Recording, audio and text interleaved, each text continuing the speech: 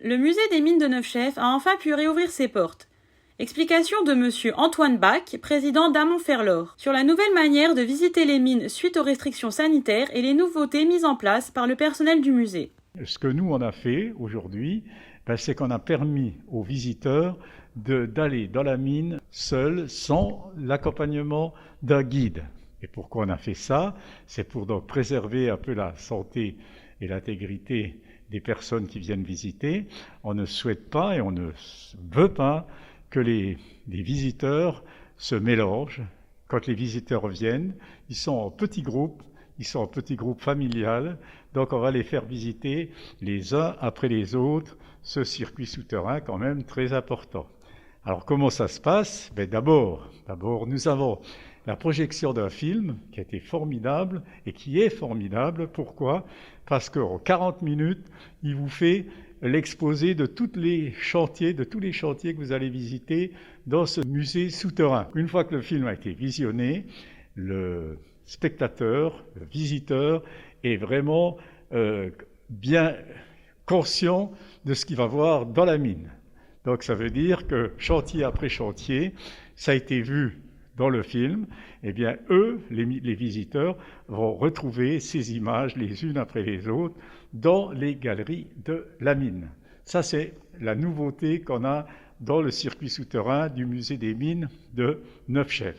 Quand la visite de la mine sera terminée, l'attraction aussi, c'est que on a proposé aux gens, aux visiteurs, de jouer à l'escape game. Ça veut dire qu'on fait un petit résumé sur un papier, on va donner ça aux visiteurs et il faudra qu'ils répondent à des questions.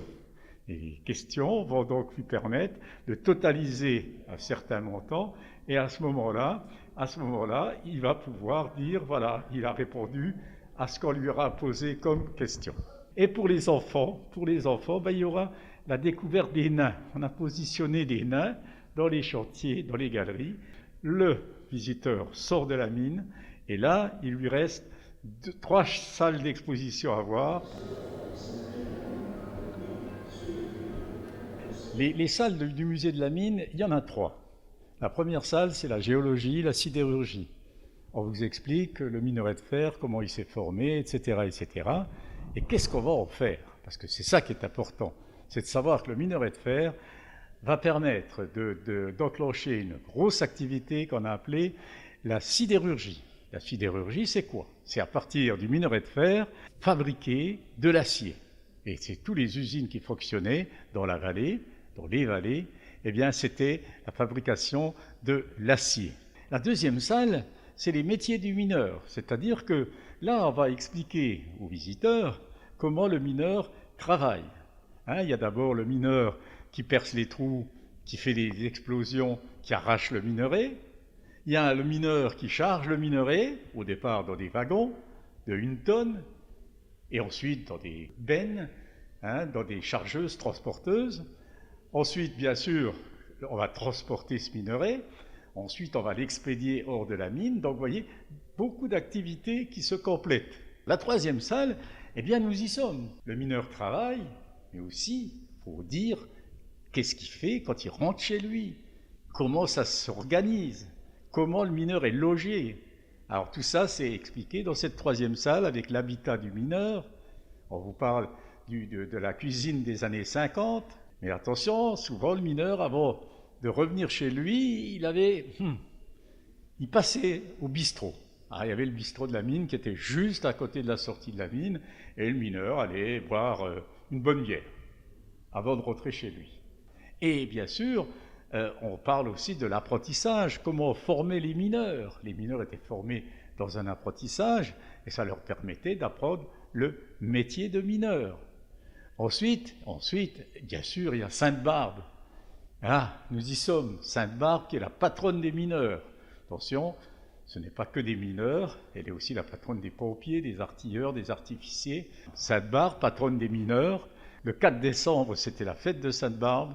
Eh bien, il y avait les défilés, il y avait les messes, il y avait tous les repas ensemble pour renforcer la camaraderie. Nous sommes là pour défendre la mémoire des mineurs de fer de Lorraine. Voilà.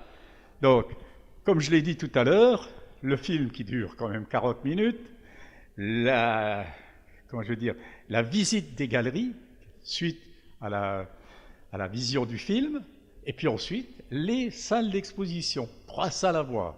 Franchement, les gens qui viennent de toutes les régions de France et du monde, quand ils voient ici ce qu'il y a à voir, je vous assure qu'ils sont subjugués. Je suis très très enthousiaste sur cette visite. Il y a d'abord eu un film qui était très didactique et qui expliquait un peu toute l'histoire de la mine avec les différents outils qui étaient utilisés. Et en plus qui était très humanisé parce qu'on voyait des extraits de gens qui étaient en situation, de mineurs en situation. Et toutes les explications sur les différents outils, les différents points qui sont importants à surveiller dans la mine au niveau de la sécurité en particulier étaient bien présents. Et après, la visite dans la mine, c'est juste magique. J'ai vu aussi les petits nains pour les enfants au fur et à mesure, donc c'est sympathique aussi. J'ai répondu à mon questionnaire. Mais les machines, ouais, c'est impressionnant de voir tout ça. Après, il y a l'odeur aussi dans la mine. On sent l'odeur du fer partout. Et il y a l'humidité aussi, là, pendant que je parle, je vois qu'il y a de la buée sur les lunettes. Effectivement, il fait froid, hein, il fait 10 degrés. Et c'est vraiment un espèce de spectacle de grandeur nature, c'est très très agréable pour tous les sens, en fait. Et pour l'intellect, et pour l'histoire de notre patrimoine.